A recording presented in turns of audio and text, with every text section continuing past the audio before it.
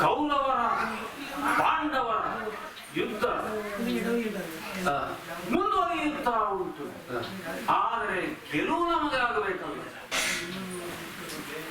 ಹೇಗಾದರೂ ಮಾಡಿ ಪಾಂಡವರನ್ನು ಸೋಲಿಸಲೇಬೇಕು ಅಂತ ನಾನಿಷ್ಟು ಕಾಲದಿಂದಲೂ ಹಠ ಹಿಡಿದ. ಏನು ಮಾಡೋಣ ಹೇಳಿ? ಎಲ್ಲೋ ಹುಟ್ಟಿದಂತಹ ಪಾಂಡವರು ಹೇಗೋ ಹಸ್ತಿನಾವತಿಗೆ ಸೇರಿಕೊಂಡವರು. ಆವಾಗಲೇ ಅವರಲ್ಲಿ ನಮಗೆ ಮತ್ಸರ ಪ್ರಾರಂಭವಾಗಿದೆ. ಕೌರವನ ಮನಸ್ಸು ಪಾಂಡವರನ್ನು ಹೇಗಾದರೂ ಮಾಡಿ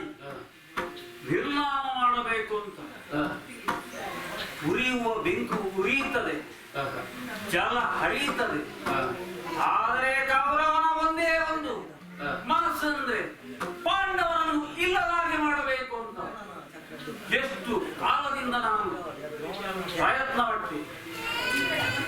ಆ ಪಾಂಡವರಿಗೆ ವಿಷವನ್ನು ಉಂಡಿಸಿದೆ. ಆಗಲೂ ಬದುಕಿ ಬಂದ್ರಲ್ಲ ಅವರು.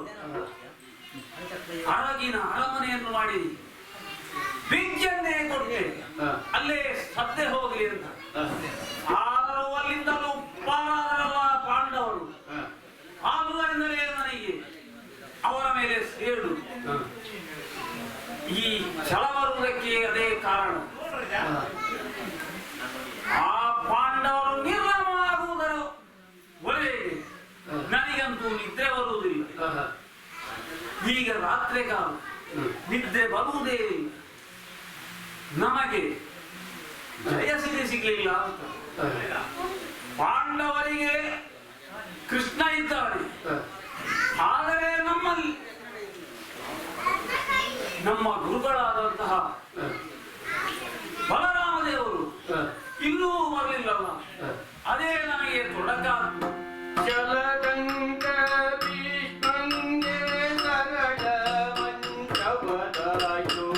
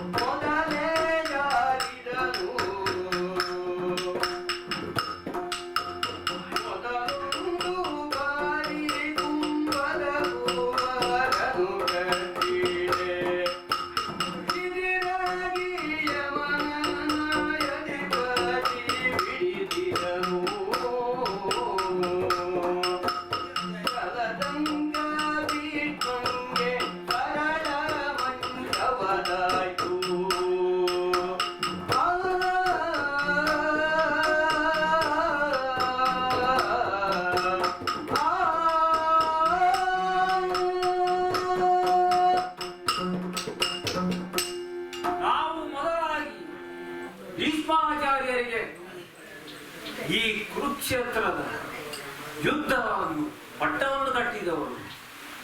ಆದರೆ ಏನಾಯಿತು, ಭೀಷ್ಮಾಚಾರ್ಯರು ಸರಳ ಮಂಚದಲ್ಲಿ ಮಲಗುವಾಗ ಆಯ್ತಲ್ಲ,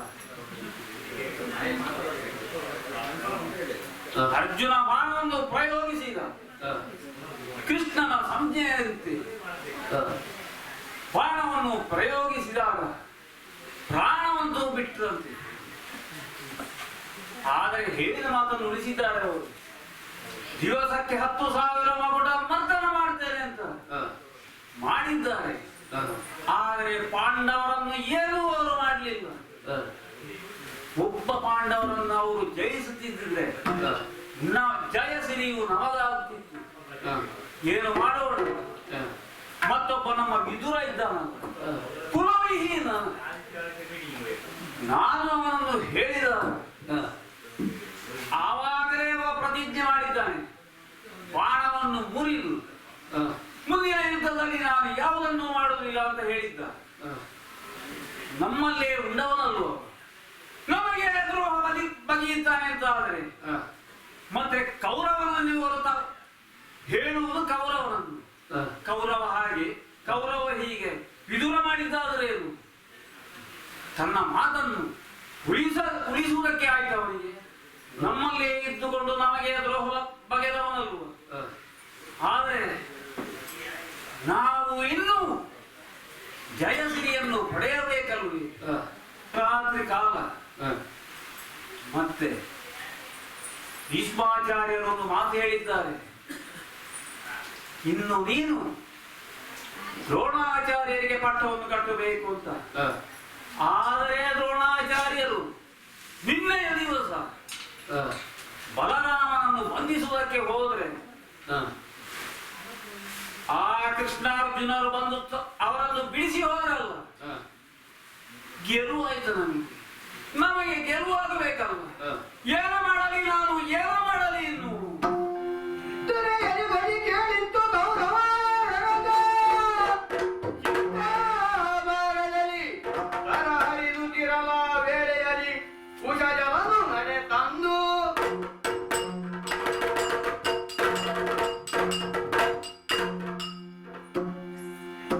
ಗುರುಕುಲಾಗ್ರಣಿ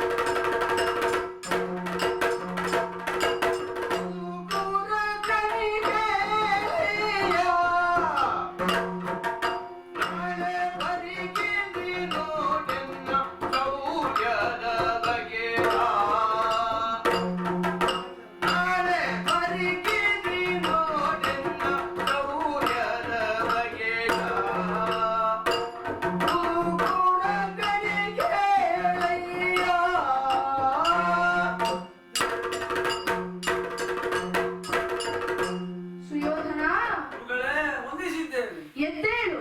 ಹಾ, ಕತ್ತಲೆಯ ಹೊತ್ತು ಹಾ, ಚಿಂತನ ಮಂಥನ ನಡೆಸಬೇಕೆಂದರೆ ಹ್ಮ್. ಯಾವತ್ತು ಗುಪ್ತ ಸಭೆಯನ್ನು ನೆರಹುತ್ತಾ ಇದ್ದವ ನೀನು. ನಿದ್ರೆ ಬರುವುದಿಲ್ಲ ಗುರುಗಳೇ. ಹಾ, ಆಗಲಿ. ಆದರೆ ಇಂದು ಸೂಕ್ಷ್ಮ ವಿಷಯಗಳು, ಅದರ ಬಗ್ಗೆ ತರ್ಕಿಸುವುದಕ್ಕೆ ಏನೋ ವ್ಯವಸ್ಥೆ ಉಂಟು ಅಂತ ಗೊತ್ತಾಗುತ್ತಾ ಉಂಟು. ಹಾ, ಇತ್ತ ನಿನ್ನ ಗೃಹ, ಅತ್ತ ನಿನ್ನವರ ಗೃಹ. ಹಾ, ಇಲ್ಲಿ ಸುದ್ದಿ ಕೇಳುವುದಿಲ್ಲ, ಅಲ್ಲಿ ಜಗಳವೇ ಕೇಳುತ್ತಾ ಉಂಟು. ಹಾ, ಯಾಕೆ ಅಲ್ಲಿ ಹಾಗೆ ಇಲ್ಲಿ ಹೀಗೆ? ಇದೇ ನಮಗಿರುವ ಪ್ರಶ್ನೆ. ಹಾ. ಉತ್ತರ ಕಂಡುಕೊಂಡ ಸುಯೋಧನ. ಕುರುಕುಲಾಗ್ರಣಿ ಕೇಳಯ್ಯ. ಕುರುವಂಶದಲ್ಲಿ ಯಥಾ ಪ್ರಕಾರವಾಗಿ ಅಧಿಕಾರ ಸ್ಥಾಪನೆ ಮಾಡಿದವರು ನೀನು. ಹಾ, ಆದರೆ ಈ ಕುರುವಂಶದ ಸ್ವತಂತ್ರದಲ್ಲಿ ಅದೆಷ್ಟೋ ಮಂದಿ ರಾಜರು ಈ ನೆಲದಲ್ಲಿ ಹುಟ್ಟಿದ್ದಾರೆ. ಆದರೆ ಕೌರವರಿಂದಲೂ ಪಡೆಯಲಾಗದಂತಹ ಅನುಪಟ್ಟವನ್ನು ನೀನು ನಿನ್ನ ಕೆಲವೇ ಸಮಯದ ಆಡಳಿತದಲ್ಲಿ ಊರ್ಜಿತಗೊಳಿಸಿದವ. ಹಾ. ಅಂತಹ ನೀನಿಂದು ಕೈಪಟ್ಟದ್ದು ಯುದ್ಧ ಯಜ್ಞಕ್ಕೆ. ಗೆಲುವಾಗ್ಲಿಲ್ಲ ದೇವ್ರೆ. ನೀನಾಗಿ ಯುದ್ಧವನ್ನು ನಡೆಸಿದ್ದೀಯ. ಹಾ, ಭೀಷ್ಮಾಚಾರ್ಯರಿಗೆ ಅಧ್ಯಕ್ಷತೆಯನ್ನು ಕೊಟ್ಟು ಯುದ್ಧವನ್ನು ನಡೆಸಿದಿ. ಹಾ, ಭೀಷ್ಮಾಚಾರ್ಯರು ದಿನವೊಂದಕ್ಕೆ 10,000 ಮಂದಿ ಮಕುಟಮರ್ಧನರ ಶಿರವನ್ನು ಛೇದಿಸಿದರು. ಹಾ. ಕರದಲ್ಲಿ ಚಕ್ರ ಹಿಡಿಸಿದ್ದಾರೆ ಕೃಷ್ಣನಲ್ಲಿ.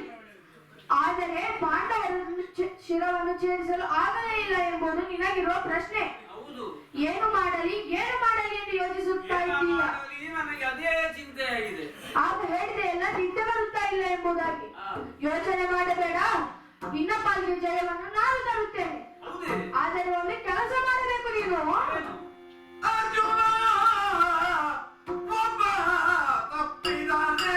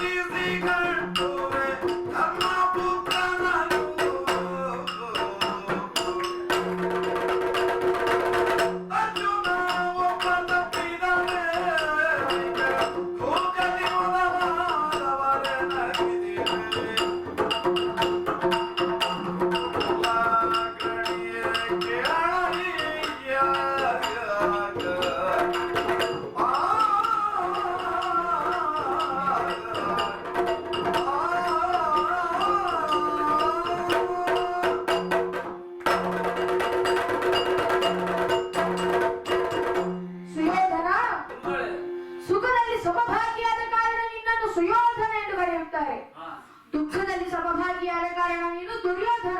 ಹಾ ಹೀಗೆ ಬೇರೆ ಬೇರೆ ಹೆಸರುಗಳನ್ನು ನಿನಗೆ ಯಾರ್ಯಾರೋ ಕೊಟ್ಟಿರಬಹುದು. ಹಾ ಆದರೆ ಇಷ್ಟದವರೆಗೆ ನಾವು ನಿನ್ನನ್ನು ಕಂಡದ್ದು ಕುರುಕುಲಾಗ್ರಣಿ ಎಂಬ ಹಾಗೆ. ಹಾ ಕುರುವಂಶದಲ್ಲಿ ಯಥಾ ಪ್ರಕಾರವಾಗಿ ಅಧಿಕಾರವನ್ನು ಸ್ಥಾಪನೆ ಮಾಡಿದಂತಹ ನೀನು ಜಯಪ್ರಾಪ್ತಿಯಾಗಲಿಲ್ಲ ಎಂಬ ಕಾರಣಕ್ಕಾಗಿ ಚಿಂತೆಗೀಡಾಗಿದ್ದಿ. ಚಿಂತೆ ಜತೆಗಿಡುವವರು ತಮ್ಮ ಕೈ ಬಿಟ್ಟರೆ ಜಯ ಸಿಗ್ಲಿಕ್ಕೆ ಕಷ್ಟವಾಗುತ್ತದೆ. ಹಾ ಆಗ ಈ ನೋಡಿದರೆ ಈಗ ನಿನ್ನ ಜೊತೆ ಯಾರು ಕೈ ಬಿಡುವವರಂತವರಲ್ಲ.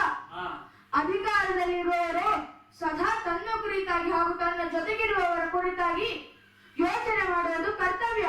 ಹಾ ಆದರೆ ಈಗ ನೀನು ಯೋಚಿಸಬೇಡ, ನಿನಗೆ ಜಯವನ್ನು ನಾನು ತರುತ್ತೇನೆ. ವಿಶ್ವಾಸ ಇದೆ ನನಗೆ. ನೀನು ನಂಬುವುದಕ್ಕೆ ನಾನೇ ಒಂದು ಸತ್ಯವನ್ನು ಹೊರಬಿಡುತ್ತೇನೆ. ಏನು? ಕೆಲವೊಮ್ಮೆ ನಮ್ಮಲ್ಲಿರುವುದನ್ನು ಒಮ್ಮೆಲೆ ಹೊರಬಿಡುವುದಲ್ಲ, ಹಾ ಸಮಯ ಸಂದರ್ಭಕ್ಕೆ ಅನುಸಾರವಾಗಿ ಹೊರಬಿಡಬೇಕಾಗುತ್ತದೆ. ಹಾ ನಿನಗೆ ಈ ಸೇನೆಯ ಮೇಲೆ ನಂಬಿಕೆ ಉಂಟಲ್ವಾ? ನಂಬಿಕೆ ಇದೆ. ಹಾಗಾದರೆ ಈ ಸೇನಾಧ್ಯಕ್ಷನ ಮೇಲೆ ನಂಬಿಕೆ ಇಡತಕ್ಕದ್ದು. ಹಾ ವೈರ್ಪಾಳ್ಯದೊಂದಿಗೆ ಜಾಗೃತಿಯಿಂದ ವ್ಯವಹರಿಸಬೇಕಾದದ್ದು ಸೇನಾಧ್ಯಕ್ಷರ ಕರ್ತವ್ಯ. ಹಾ ನಾನು ನಾಳೆ ಒಂದು ಕೆಲಸವನ್ನು ಮಾಡಿಯೇ ಮಾಡುತ್ತೇನೆ. ಆಗಲಿ. ಚಕ್ರವ್ಯೂಹವೊಂದನ್ನು ರಚಿಸುತ್ತೇನೆ. ಹಾ ಆ ಚಕ್ರವ್ಯೂಹದಲ್ಲಿ ನಮ್ಮವರೇ ಆದ ಅತಿರಥ, ಮಹಾರಥ, ಶುಕ್ರಥ ಮುಂತಾದವರನ್ನು ನೇಮಕ ಮಾಡಿ ವ್ಯವಸ್ಥೆ ಮಾಡುತ್ತೇನೆ. ನಾನೇನು ಮಾಡಬೇಕು? ನಿನಗೆ ಈಗ ವಿಷಯ ಹೇಳುತ್ತೇನೆ. ಹಾ ಯುದ್ಧಕ್ಕೆ ಬರುವಂತಹ ಧರ್ಮನಂದನ ಯುಧಿಷ್ಠಿರನನ್ನು ಕಟ್ಟಿ ಹಾ ನಾಳೆ ಅವನನ್ನು ನಿನ್ನ ಪಾದಾಂಬುಜಕ್ಕೆ ನಾನು ಅರ್ಪಿಸುತ್ತೇನೆ. ಹಾ ಆದರೆ ನೀನು ಒಂದು ಕೆಲಸವನ್ನು ಮಾಡಬೇಕು. ಏನು ಮಾಡಬೇಕು? ನೀನು ಅರ್ಜುನನನ್ನು ತಪ್ಪಿಸಬೇಕು. ಹಾ ಆತ ಚಕ್ರವ್ಯೂಹಕ್ಕೆ ಬಂದರೆ ಅವನು ಕುಂಬಿನಿಯಲ್ಲಿ ಚಕ್ರವ್ಯೂಹವನ್ನು ಭೇದಿಸಲು ಸಮರ್ಥ. ಹಾ ಚಕ್ರವ್ಯೂಹವನ್ನು ಹೊಕ್ಕು ಭೇದಿಸುವವರು ಯಾರು ಯಾರು ಎಂದರೆ ಒಬ್ಬ ಈ ದ್ರೋಣ, ಒಂದು ನನ್ನ ಮಗ ಅಶ್ವತ್ಥಾಮ, ಹಾ ಒಂದು ಭೀಷ್ಮಾಚಾರ್ಯರು, ಅವರು ಮಲಗಿದ್ದಾರೆ. ಹಾ ಇನ್ನು ಶ್ರೀಕೃಷ್ಣ ತಪ್ಪಿದರೆ ಆ ಪಾರ್ಥ, ಹಾ ಆತ ಮಹಾನ್ ಶಕ್ತನಿದ್ದಾನೆ. ಹಾ ವೈರ್ಪಾಳ್ಯದಲ್ಲಿ ಇರುವನು ಒಬ್ಬನೇ ಆ ಪಾರ್ಥ. ಹಾ ನಾಳೆ ನೀನು ಅವನನ್ನು ಬಾಳದೆ ಹಾಗೆ ಮಾಡಿದರೆ ನಿನ್ನ ಪಾಲಿನ ಜಯವನ್ನು ನಾನು ತರುತ್ತೇನೆ. ಹೀಗೆ ಪಾರ್ಥನನ್ನೇ ಯಾಕೆ ತಪ್ಪಿಸಬೇಕು ಅಂತ ಹೇಳುದು ನೀವು? ಅವನು ಮಹಾನ್ ಶಕ್ತ. ಅವನು ಕುಂಬಿನಿಯಲ್ಲಿ ಚಕ್ರವ್ಯೂಹವನ್ನು ಭೇದಿಸಲಿಕ್ಕೆ ಸಮರ್ಥ. ಹೊರಗೆ ಹೋಗುವುದಕ್ಕೂ ಬಲ್ಲ, ಹೊರಗೆ ಬರುವುದಕ್ಕೂ ಬಲ್ಲ. ಹಾ ಅವನನ್ನು ಬಾರದ ಹಾಗೆ ಮಾಡಲು ಒಂದು ವ್ಯವಸ್ಥೆ ಇದೆ. ಹಾ ನಾಳೆ ಚಕ್ರವ್ಯೂಹದ ರಕ್ಷಣೆಗೆ ಭದ್ರತೆಗಾಗಿ ನಿಲ್ಲುವ ಯಾರು ಬಲ್ಲೆಯ? ಯಾರು? ಅವನೇ ನಮ್ಮವನಾದ ಜಯದ್ರಥ, ಅಂದರೆ ಸೈಂಧವ. ಈಗ ನಾನೇ ಎಲ್ಲಿ ನಿಲ್ಲಬೇಕು?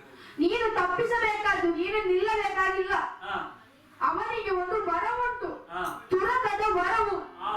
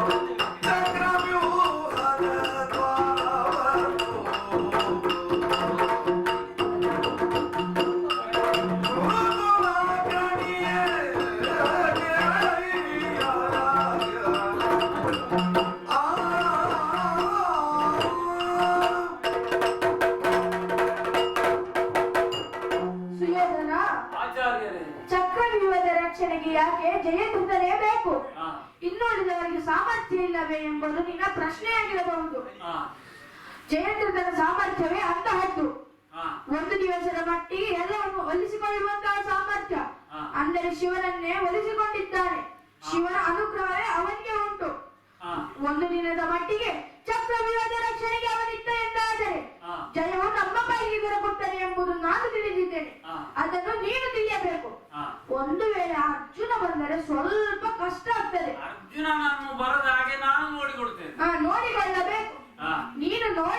ಮಗನೇ, ಹಾ. ನಾಳಿನ ದುರ ವಿಜಯ ನಿನ್ನ ಪಾಲಿಗೆ ತಂದು 13ನೇ ದಿವಸದ ಸಂತಸದ ಭೋಜನ ನಾನು ನಿನಗೆ ಮಾಡುತ್ತೇನೆ. ನನ್ನನ್ನು ತಪ್ಪಿಸುವುದಕ್ಕೆ ನಾನು ವ್ಯವಸ್ಥೆ ಮಾಡ್ತೇನೆ. ಹಾ, ಬಾಕಿ ವ್ಯವಸ್ಥೆ ಎಲ್ಲ ನೀವು ಮಾಡಬೇಕು. ಮಾಡ್ತೇನೆ. ಹಾ, ಆದರೆ ಒಂದು ವ್ಯೂಹದ ಒಂದು ರಚನೆ ನೀವು ಮಾಡಿದ್ರೆ ಒಳ್ಳೆದ ಅಂತ. ಹಾ, ನಿನಗೆ ವ್ಯೂಹದ ರಚನೆ ಅಲ್ಲವೇ? ಹಾ. ಹೀಗೆ ತೋರಿಸುತ್ತೇನೆ ನಾನು.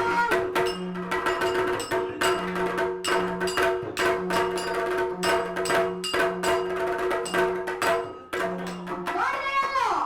ಹೌದಲ್ಲ? ಕರೆದಿರಲ್ಲ? ಚದುರಂಗದಲ್ಲಿ ಸಮನ್ವಯಗೊಂಡ ಈ ಚಕ್ರವ್ಯೂಹ. ಈ ವ್ಯೂಹ ಲೇಖನವನ್ನು ಮಾಡಿ ನಮ್ಮನ್ನು ಸೋಲಿಸುವಂತೆ ಮಾಡಲು ಪಾತ್ರ ಬಿಟ್ಟರೆ ಬೇರೆ ಯಾರೂ ಇಲ್ಲ.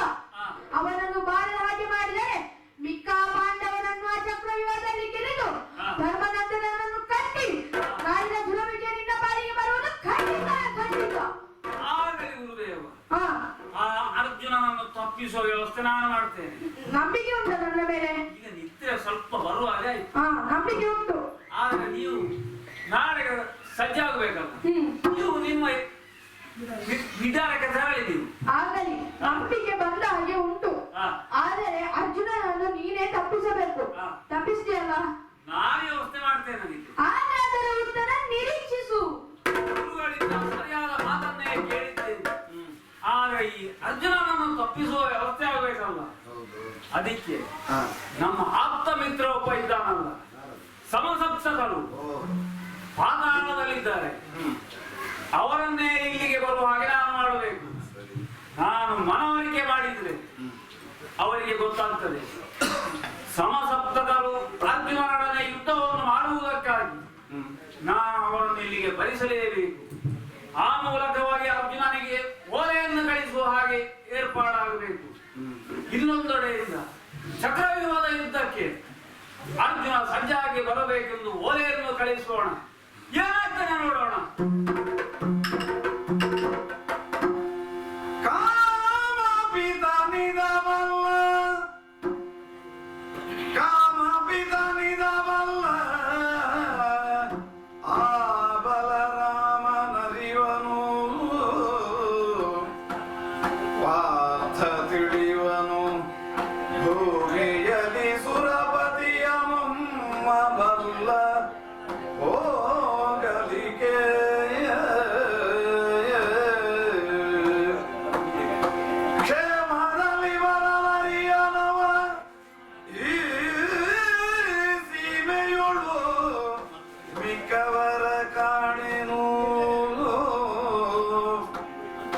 ಕ್ಷೇಮದಲ್ಲಿ ಬರಲರಿಯನವ ಈ ಸೀಮೆಯೊಳು ಮಿಕ್ಕವರ ಕಾಣೆನು.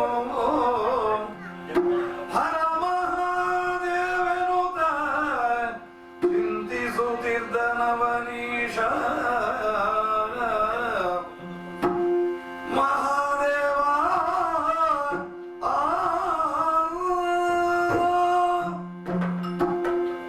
ಓಂ ನಮೋ ಭಗವತೆ ವಾಸುದೇವಾಯ. ಯುಧಿಷ್ಠಿರನ ದಿನಚರಿ ಪ್ರಾರಂಭವಾಗುವುದೇ ಇಲ್ಲಿಂದ. ಹಾಗೆಂತಲೇ ಈವರೆಗೆ ಕೃಷ್ಣನ ಅನುಗ್ರಹ ನಮ್ಮ ಪಾಲಿಗೆ ಪ್ರಾಪ್ತವಾಗಿದೆ ಎಂಬಂಥದ್ದು ಸತ್ಯ. ಆದರೆ ಕೆಲವೊಮ್ಮೆ ಯೋಚನೆ ಆಗುವಂಥದ್ದು, ಹಸ್ತಿನಾವತಿಯ ಅಣ್ಣ ತಮ್ಮಂದಿರ ಅಂತ ಪಾಂಡವ ಕೌರವರಲ್ಲಿ ಹುಟ್ಟಿಕೊಂಡಂತ ಈ ದಾಯಾದಿ ಮತ್ಸರ ಈ ಹಂತಕ್ಕೂ ಬಂದು ಹೋಯಿತಲ್ಲ ಎಂಬುದಾಗಿ ಚಿಂತೆ ಕಾಡುತ್ತಾ ಉಂಟು. ಸರ್ವಸ್ವವನ್ನು ಕಳೆದುಕೊಂಡು ಕಾಡಾಳಿಗಳಾಗಿ 13 ವರ್ಷವನ್ನು ಕಳೆದು ಊರಿಗೆ ಬಂದವರಿದ್ದಾರೆ.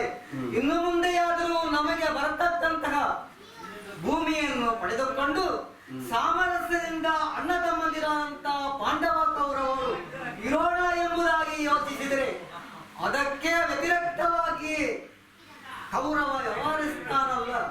ಹಾಗೆ ಅಂತ ಸಂಧಾನಕ್ಕೆ ಕಳಿಸಿದವ ಎಲ್ಲವರನ್ನು ಒಪ್ಪದೇ ಇರುವಾಗ ಕೊನೆಗೆ ಶ್ರೀಕೃಷ್ಣ ಪರಮಾತ್ಮನೇ ಹೋಗಿ ಸಂಧಾನವನ್ನು ಮಾತಾಡಿಸಿದಾಗ ಕೊನೆಗೆ ಕೂಜಿ ಊರುವಷ್ಟು ಜಾಗವನ್ನೂ ಕೊಡುವುದಿಲ್ಲ. ಪಾಂಡವರಿಗೆ ಜಾಗ ಬೇಕು ಅಂತಿದ್ರೆ ಸಂಗ್ರಾಮದ ಮುಖಾಂತರವೇ ಪಡೆದುಕೊಳ್ಳಲಿ ಎಂಬುದಾಗಿ ಹೇಳಿದನಲ್ಲ.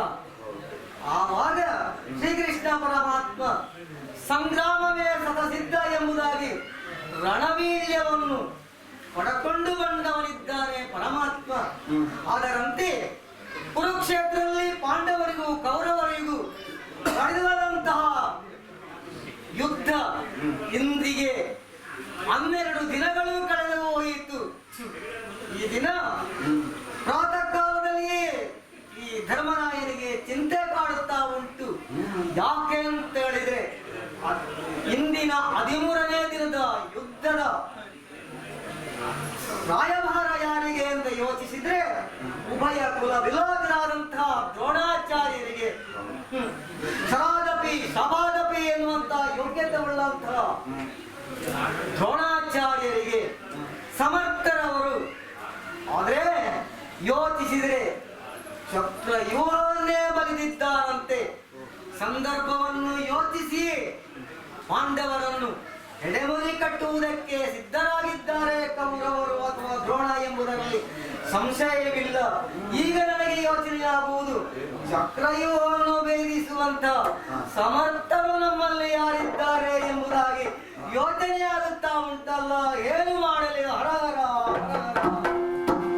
ಇಂದು ನಿಂತಿಸುವುದನರಿದ ಅಭಿಮನ್ಯು ಮಹಾತಪರಾಕ್ರಮವೇ. ಇಂದು ಮಕೈಸರ ಮಣಿಯನು ಧರಿಸುತ್ತ ಬಂದು ನಿಮಿತ್ತನೆಂದ.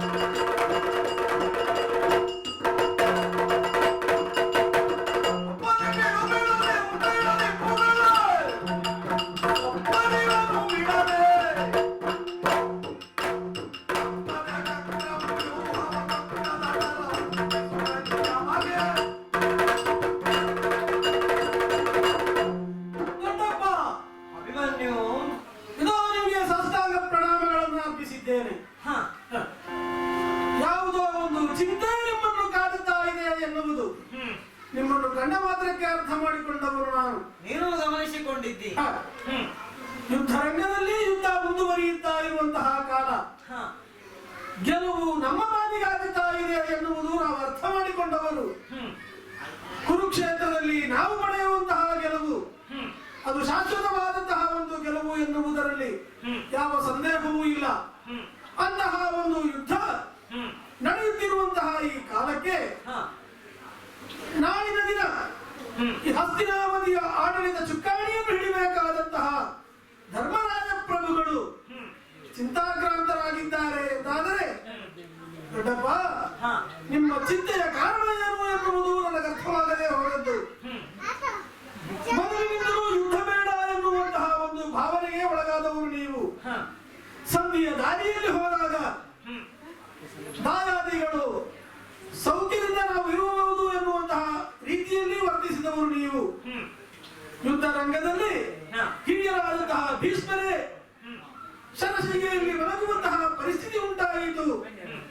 ಅದೇ ರೀತಿ ಕೌರವ ಪಾಳಯದಲ್ಲಿರುವಂತಹ ದಾಯಾದಿಗಳು 10 ಹಲವು ಮಂದಿ ಧರಾಶಾಹಿಯಾಗಿದ್ದಾರೆ. ಇದನ್ನೆಲ್ಲ ಕಂಡಾಗ ಸ್ವಾಭಾವಿಕವಾಗಿಯೇ ನಿಮ್ಮ ಮನಸ್ಸು ಕರಗಿ ಹೋಯಿತೆ, ಅಥವಾ ಯುದ್ಧದಲ್ಲಿ ನಿಮಗೇನಾದರೂ ಸಂಶಯಗಳ ಎಳೆ ಹುಟ್ಟಿಕೊಂಡಿದೆ, ಯಾವ ಕಾರಣಕ್ಕೆ ನಿಮ್ಮ ಮನಸ್ಸು ವ್ಯಾಕುಲಗೊಳ್ಳುತ್ತಾ ಇದೆ ಒಂದು ಅರ್ಥವಾಗುತ್ತಾ ಇಲ್ಲ. ದೊಡ್ಡಪ್ಪ, ಏನು ಸಮಸ್ಯೆ ಉಂಟಾಗಿದೆ? ಏನು? ಅಭಿಮನ್ಯು ದೊಡ್ಡಪ್ಪ ಅಂತ ಈ ಧರ್ಮಜನಿಗೆ ಚಿಂತೆಯಿಂದಲ್ಲ, ಮತ್ತೆ ಪಾಂಡವರ ಕೌರವರಿಗೂ ದಾಯಾದಿಮತ್ತರ ಪ್ರಾರಂಭವಾಗಲಿಲ್ಲ ಚಿಂತೆ ಕಾಡುತ್ತಾ ಇತ್ತು. ನಿಜ. ಆ ನಂತರ ಕಾಡನ್ನು ಸೇರಿದೆವು. ಕಾಡನ್ನು ಸೇರಿದಾಗಲೂ ಚಿಂತೆ ಶ್ರೀಕೃಷ್ಣ ಪರಮಾತ್ಮನ ಅನುಗ್ರಹದಿಂದ ಅದೆಲ್ಲವನ್ನು ಸಮರ್ಥವಾಗಿ ನಿಭಾಯಿಸಿದವ ಅಲ್ವೇ ಈ ಧರ್ಮಜ. ಹಾ. ಆದರೆ ಕೊನೆಗೆ ಈಗ ಏನು ಈಗ ಈಗ ಏನು ಚಿಂತೆ ಎಂಬುದೇ ಗೊತ್ತಾಗಿದೆ ಅಲ್ವಾ ನಿನಗೆ? 13ನೆಯ 12 ದಿನದ ಯುದ್ಧದಲ್ಲಿ ನಾವು ಜಯವನ್ನು ಗಳಿಸಿದ್ದೇವೆ ಎಂಬುದು ಹಾ. ಬಾಲ ಮನಸ್ಸಿನ ನಿನಗೂ ಅರ್ಥವಾಗಿದೆ. ಅರ್ಥವಾಗಿದೆ. ಆದರೆ ಇಂದಿನ 13ನೆಯ ದಿನ ಯುದ್ಧದಲ್ಲಿ ಹಾ. ಮಹತ್ತಾದಂತ ವಿಷಯವೂ ನಮ್ಮ ಪಾಲಿಗೆ ಪ್ರಾಪ್ತವಾಗಿದೆ. ಏನು? ಏನು ಅಂತ ಹೇಳಿದ್ರೆ ದ್ರೋಣಾಚಾರ್ಯರು ಈವರೆಗೂ ಪಾಂಡವರಿಗೂ ಕೌರವರಿಗೂ ಗುರುಗಳಾಗಿದ್ದವರು. ಹಾ. ಆದರೆ ಹಸ್ತಿನಾವತಿಯ ಸಾಮ್ರಾಜ್ಯದ ಆ ಋಣದಿಂದಲಾಗಿ ಹಾ. ಅವರು ಕೌರವ ಪಕ್ಷದಲ್ಲಿದ್ದಾರೆ. ಅವರ ಸೇನಾಧಿಪತ್ಯವನ್ನು ವಹಿಸಿಕೊಂಡಿದ್ದಾರೆ. ಸೇನಾಧಿಪತ್ಯ ದ್ರೋಣಾಚಾರ್ಯರಿಗೆ. ಹಾ. ಆದರೆ ನಾವು ಶಿಷ್ಯರು ಎಂಬ ಹಾಗೆ ಅದಕ್ಕೆ ವ್ಯತಿರಿಕ್ತವಾಗಿ ನುಡಿಯುವುದಕ್ಕೆ ಆಗುವುದಿಲ್ಲವಲ್ಲ. ಯುದ್ಧರಂಗ ಅಲ್ವೇ? ಅವರು ಪಾಂಡವರ ಗೆಲುವಿಗಾಗಿಯೇ ಶ್ರಮಿಸುವವರು. ಹಾ. ಈ ಕಾಲಕ್ಕೆ ಚಕ್ರವ್ಯೂಹ ಏನು? ಬಲಿದರೆ ಚಕ್ರವ್ಯೂಹ. ಬಲ್ಲೆನು ಮನವ್ಯೂಹವೇ.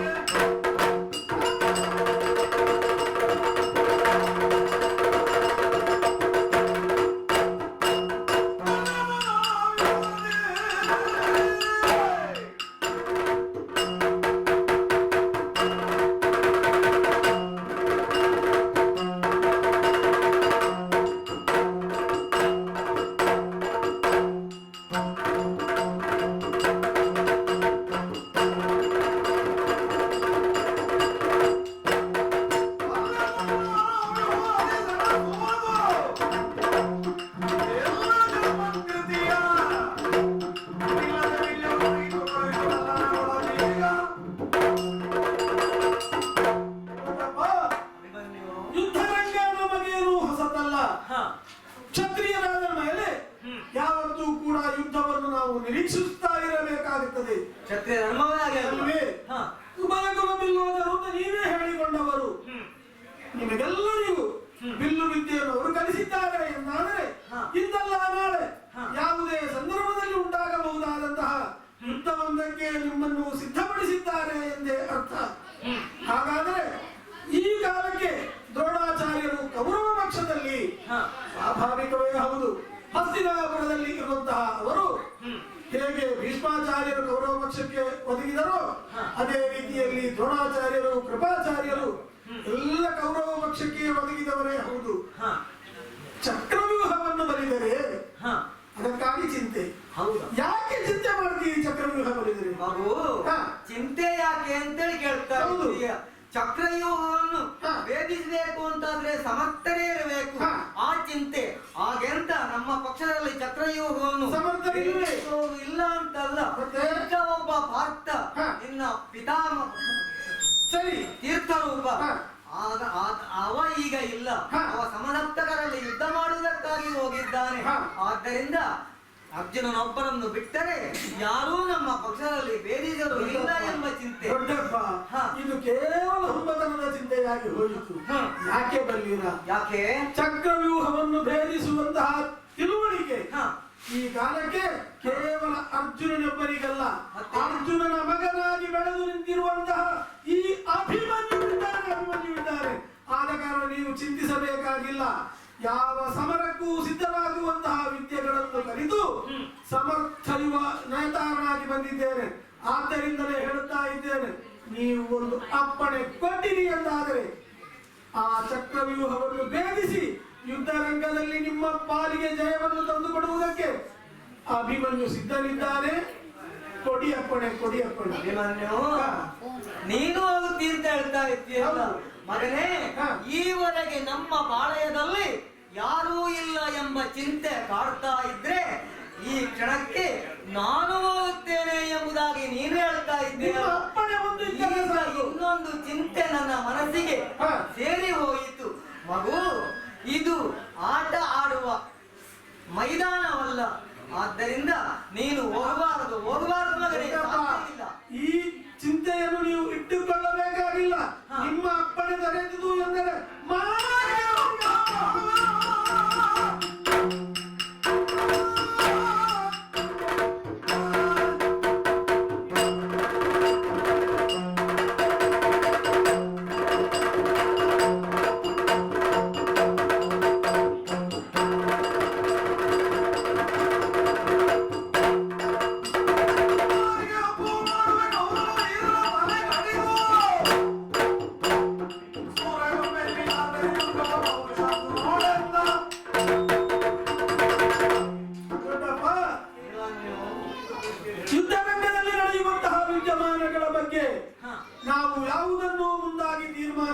ಸಾಧ್ಯವಿಲ್ಲ. ನಾಳೆ ಯುದ್ಧರಂಗದಲ್ಲಿ ಏನು ಸಂಭವಿಸಬಹುದು ಎನ್ನುವಂತಹ ಭವಿಷ್ಯವನ್ನು ನಾವು ಒದಗಿಸುವ ಹಾಗೂ ಇಲ್ಲ. ಯಾಕೆ ಅಂತ ಕೇಳಿದರೆ ಅದು ಯುದ್ಧರಂಗ. ಸೋಲು ಗೆಲುವುಗಳು ಯುದ್ಧದಲ್ಲಿ ಸಮಾನವಾಗಿ ಸ್ವೀಕರಿಸಬೇಕಾದದ್ದು ಯುದ್ಧಕ್ಕೆ ಹೊರಡುವವನ ಧರ್ಮ. ಆದರೆ ನಿಮ್ಮ ಮುಂದೆ ನಿಂತಿರುವವನು ಯಾರು ಅಂತ ಕೇಳಿದರೆ ವೀರ ಪಾರ್ಥನ ಪುತ್ರ. ಆ ಕೆಚ್ಚು, ಆ ಧೈರ್ಯ, ಆ ವಿದ್ಯೆ ನನ್ನ ರಕ್ತದಲ್ಲಿಯೂ ಹರಿಯುತ್ತಾ ಇದೆ ಎನ್ನುವುದರಿಂದಲೇ ಪಾರ್ಥನ ಮಗನಾಗಿ ಹೇಳುತ್ತಾ ಇದ್ದೇನೆ. ನಿಮ್ಮ ಅಪ್ಪಣೆ ಒಂದೇ ನನಗೆ ಅವಕಾಶ. ಆ ಯುದ್ಧರಂಗಕ್ಕೆ ಹೋದೆ ಎಂದಾದರೆ ಬರುವಂತಹ ಕೌರವ ಸೇನೆಯ ದ್ರೋಣಾಚಾರ್ಯರಿರಲಿ ಅಥವಾ ಯಾರೇ ಇರಲಿ ಅವರ ತಲೆಯನ್ನು ಮಾರಿಗೆ ಹಬ್ಬವನ್ನು ಅಭಿಮನ್ಯು, ನಿನ್ನ ವೀರ ನುಡಿಗೆ ಮೆಚ್ಚಿದ್ದೇನೆ. ಎಷ್ಟು ಹೇಳಿದ್ರೆ ಹೋಗ್ತೇನೆ ಎಂಬುದು ಹೊರಟಿದೆಯಲ್ಲ ಮಗು ಅಭಿಮನ್ಯು, ನಿನ್ನ ಗುರಿ ಸದಾ ಯಶಸ್ಸಿನ ಕಡೆ ನೋಡುತ್ತಾ ಇರಲಿ ಎಂಬುದಾಗಿ ಆಶೀರ್ವಾದ. ಮಗನಿಗೆ ಕಾಲಾಗ್ನಿಯ ಹೊಗಮವುದು ಅಹಿಪನ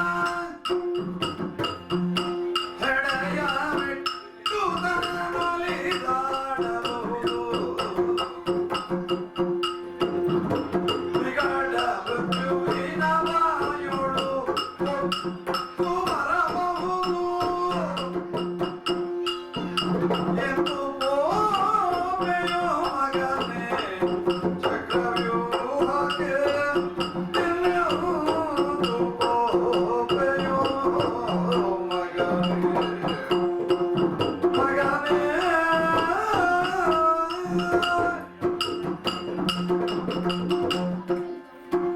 ಮಗನೇ ಅಭಿಮನ್ಯು, ಎಷ್ಟು ಹೇಳಿದ್ರು ಕೂಡ ನಾನು ಹೋಗಿಯೇ ಸಿದ್ಧ ಚಕ್ರವ್ಯೂಹವನ್ನು ಭೇದಿಸಿ ನಮ್ಮ ಕಡೆಗೆ ಜಯವನ್ನು ಸಾಧಿಸ್ತೇನೆ ಎಂಬುದಾಗಿ ಹೇಳುತ್ತಾ ಇದ್ದಿ.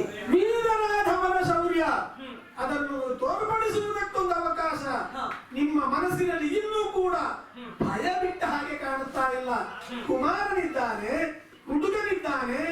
ಅಪ್ಪನಿಲ್ಲದ ಕಾಲಕ್ಕೆ ನಾನು ಅವರಿಗೆ ಅವಕಾಶ ಕೊಟ್ಟರೆ ನಾಳೆ ಜನರಾಡಿಕೊಳ್ಳುತ್ತಾರೆ. ಇಂಥ ಭಯ ಇನ್ನೂ ಕೂಡ ನಿಮ್ಮ ಮನಸ್ಸಿನಲ್ಲಿ ಹುದುಗಿಕೊಂಡಿದೆ ದೊಡ್ಡಪ್ಪ.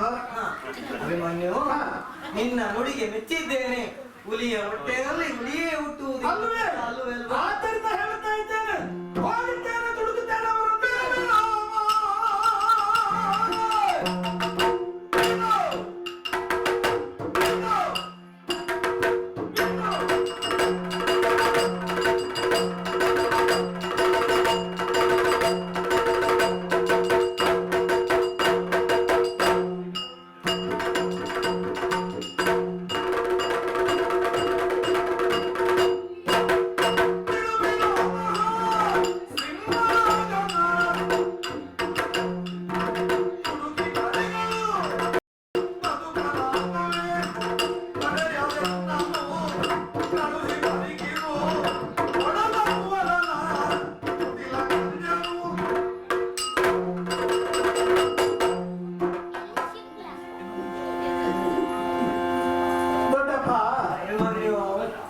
ನಿಮ್ಮ ಮನಸ್ಸಿನ ಆತಂಕ, ನಿಮ್ಮ ಮನಸ್ಸಿನಲ್ಲಿ ಉಂಟಾಗುವಂತಹದ್ದು ಕೂಡ ಇದೆಲ್ಲವೂ ಸ್ವಾಭಾವಿಕವಾದದ್ದೇ.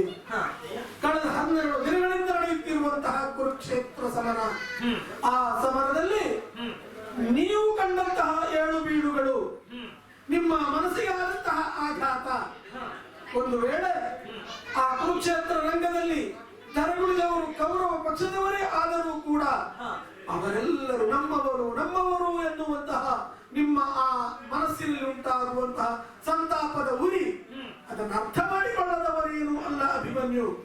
ಆದರೆ ಆ ಭಾವನೆ, ಆ ಚಿಂತೆ, ನಮ್ಮವರು ಎನ್ನುವಂತಹ ಆ ಒಂದು ತೋರ್ಪಡಿಕೆ ಕೌರವನ ಪಾಲಿಗಿಲ್ಲ.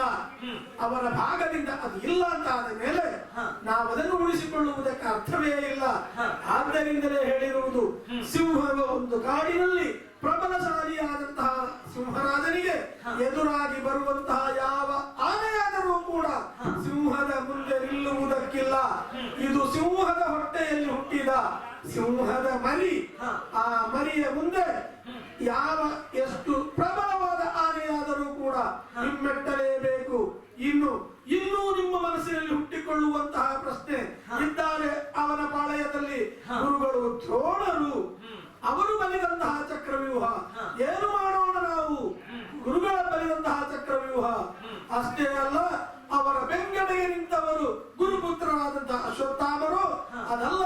ಕೃಪಾಚಾರ್ಯರು, ದುಶ್ಯಾಸನಾದಿಗಳು, ಇವರೆಲ್ಲ ಕರ್ಣನೋ ಮತ್ತೊಬ್ಬನೋ ಜಯದ್ರಥನೋ ಇವರೆಲ್ಲ ಇದ್ದಾರೆ ಎನ್ನುವಂತಹ ಭಾವನೆಯಿಂದಲೇ ನೀವು ಮುಂದುವರಿದಿರಿ ಅಂತಾದರೆ ಖಂಡಿತವಾಗಿಯೂ ನೀವು ಭಯ ಪಡಬೇಡಿ. ಮಾತು ಹೇಳುತ್ತಿರುವವರು ಯಾರು? ಅಭಿಮನ್ಯು. ಅಭಿಮನ್ಯು ಹೆದರುವುದಿಲ್ಲ ಗಾಳಿಗೆ ಕೂಡ.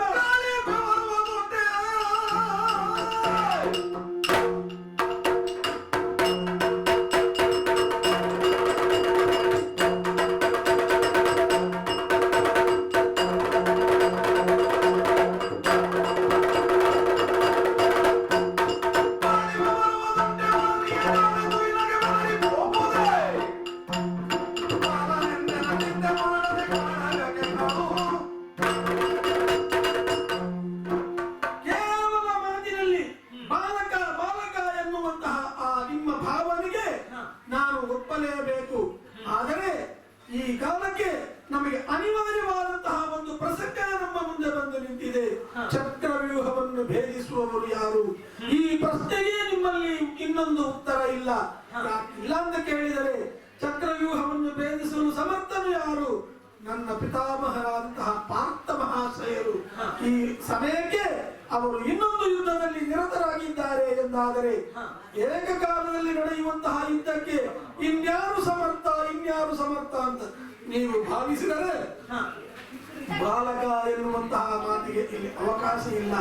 ಆದ್ದರಿಂದಲೇ ಹೇಳುವುದು, ಗಾಳಿ ಬೆವರುವುದಕ್ಕುಂಟೆ ಸಾಧ್ಯವಿಲ್ಲವಲ್ಲ, ಅದೇ ರೀತಿ ಬೆಂಕಿ ಬೆದರುವುದಕ್ಕುಂಟೆ ಖಂಡಿತ ಇಲ್ಲ. ಯಾವುದೇ ಅಗ್ನಿ ಒಂದು ಯಾವ ಕಾಡನ್ನಾದರೂ ಕೂಡ ಅದು ಉರಿಬೇಕು ಅಂತ ಭಾವಿಸಿದರೆ ಸುಟ್ಟು ಬಿಡುತ್ತದೆ. ಅಂತಹ ರೀತಿಯಲ್ಲಿಯೇ ಅಭಿಮನ್ಯು ಗಾಳಿಯಾಗಿಯೂ ಬೆಂಕಿಯಾಗಿಯೂ ಉರಿಯುತ್ತಾ ಬಂದಿದ್ದಾನೆ ಎಂದಾದರೆ ಬಾಲಕ ಬಾಲಕ ಎನ್ನುವಂತಹ ಮಾತನ್ನಾಡದೆ ಕೊಡಿ ನನಗೆ ವೀಳ್ಯ. ಅಭಿಮನ್ಯು ಛಲದ ನುಡಿಗುರೆ ಹಿಗ್ಗುತ್ತಲಿಗೆ ಬೆಂಬಲಕ್ಕೆ ಮೋಹನ ಸಹಿತ ಭಯವೆಂದಾಗ ವೀಳೆಯವನಿತನು ಛಲದ ನುಡಿಗುರೆ ಹಿಗ್ಗುತ್ತಲಿ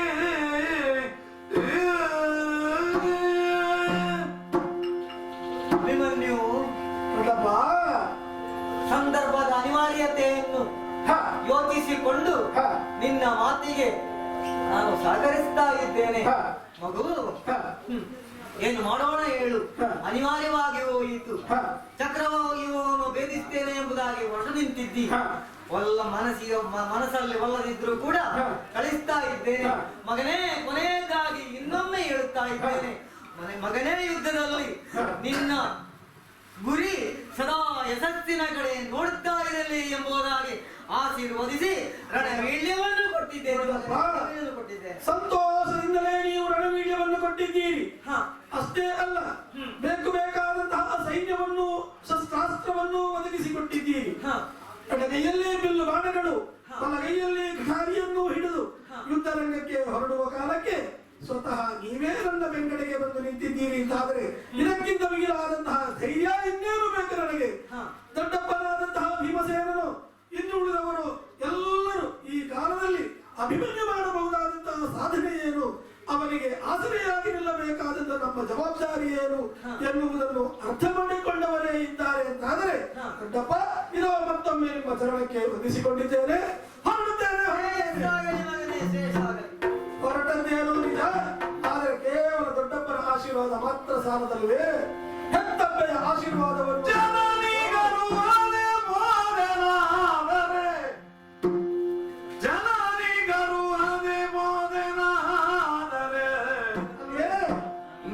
ನೆನೆದು ಮರುಗುವಳು ನೆನೆದು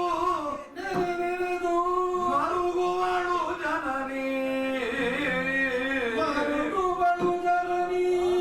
ಅದರಿಂ ಜನನಿಯಾಲಯದೆಡೆಗೈದು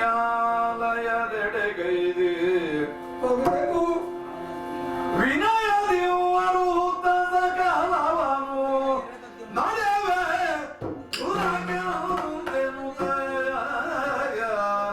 ಹೊರಟನಾಗ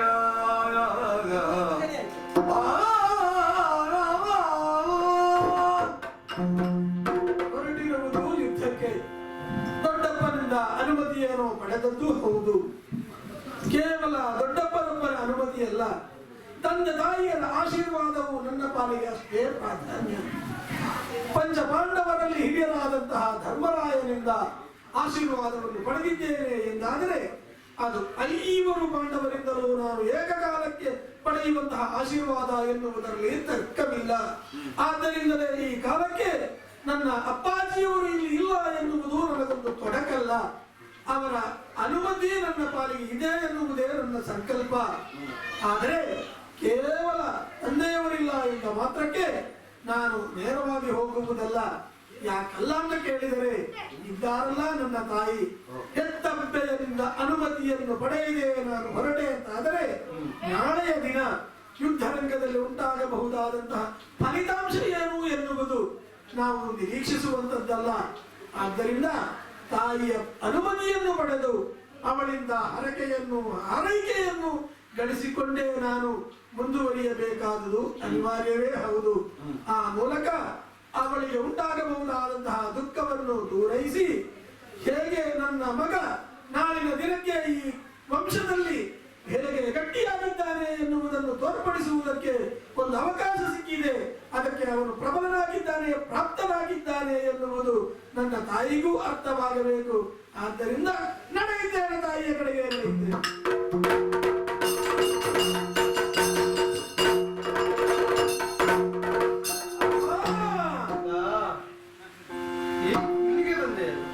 ಗಮನ ಬಾಲ ಸುಶೀಲ ಎತ್ತ ಗಮನ ಬಾಲ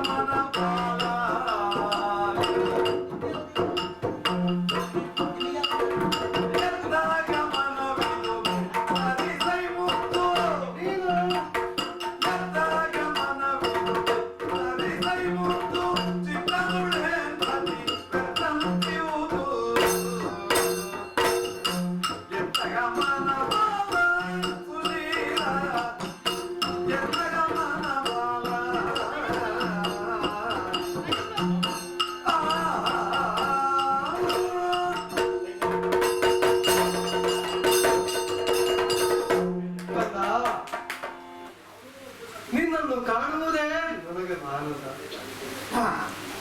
ಹಾಗೆಂದು ನಾನು ಈ ಮನೆಯೊಳಗೆ ಇದ್ದ ನೀನಾಗಿ ನನ್ನ ಬಳಿಗೆ ಬಂದವನಿದ್ದೆ. ಓಡೋಡಿ ಬಂದಿದ್ದೇನೆ, ಓಡೋಡಿ ಬಂದಾಗ ಅವಸರವಾಗಿ ಬಂದಿದ್ದೇನೆ. ಅದೇ ನನಗೂ ಆಶ್ಚರ್ಯವಾಗುತ್ತಾ ಇದೆ. ಕಂದ, ಎಲ್ಲಿಗೂ ಹೋಗುವುದಕ್ಕಾಗಿ ನೀನು ಬಂದವನಿದ್ದೆ. ಅಮ್ಮನಲ್ಲಿ ಹೇಳಿ ಹೋಗೋಣ ಎಂಬುದಾಗಿ ನೀನು ತಂದವನು.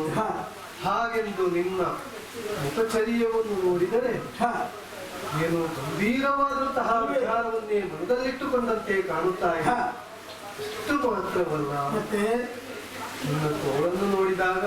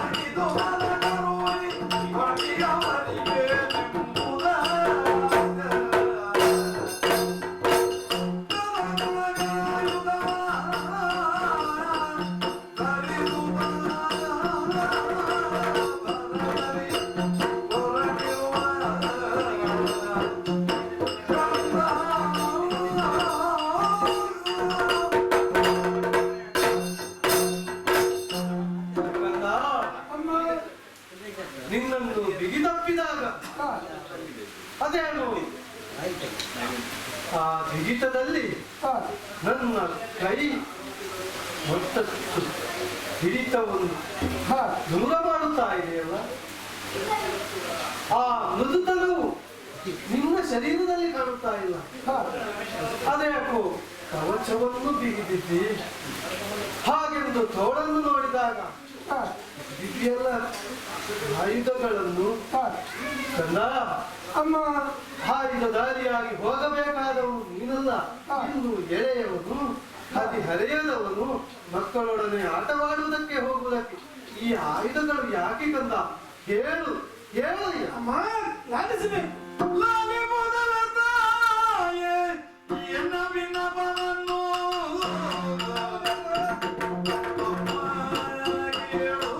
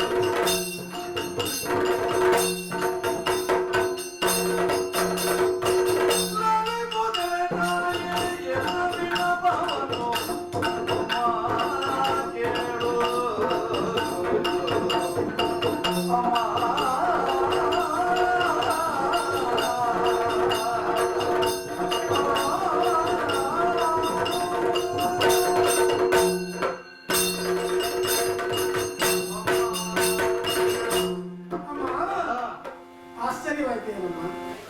ಅಲ್ಲದನ್ನು ಏನು ಅಲ್ಲ ಆತಂಕಗೊಂಡೆಯ? ಖಂಡಿತವಾಗಿಯೂ ಹೆತ್ತ ಕರಳು ಆತಂಕಗೊಳ್ಳುವುದು ಸ್ವಾಭಾವಿಕವೇ ಹೌದು. ಯಾವುದೋ ಒಂದು ವಿಶೇಷವಾದಂತಹ ಸಂದರ್ಭಕ್ಕೆ ನನ್ನ ಮಗ ಹೊರಡುತ್ತಾನೆ ಎನ್ನುವುದನ್ನು ಹೆತ್ತ ಕರಳು ಅರ್ಥ ಮಾಡಿಕೊಂಡಿದೆ.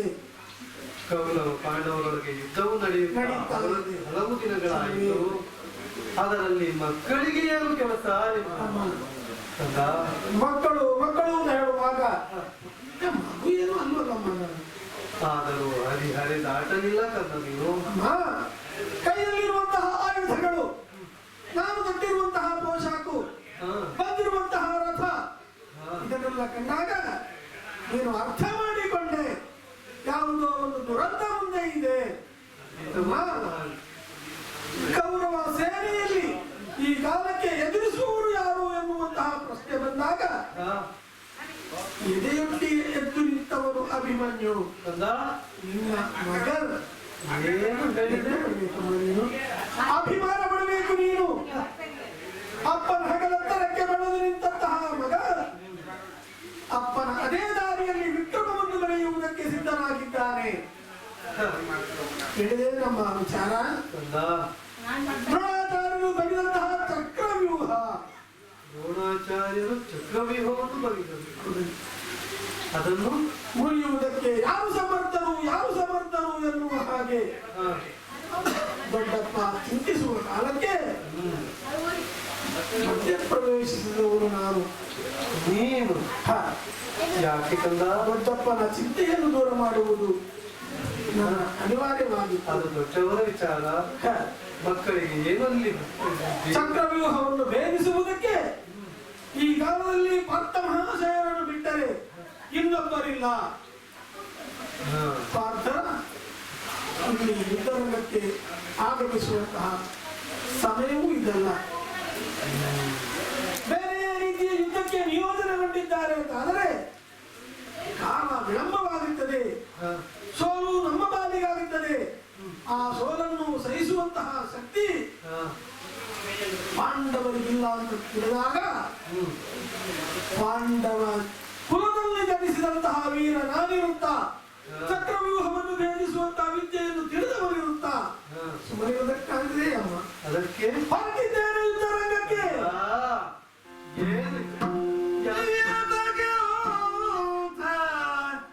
ಬುದ್ಧಿ ಬಂತು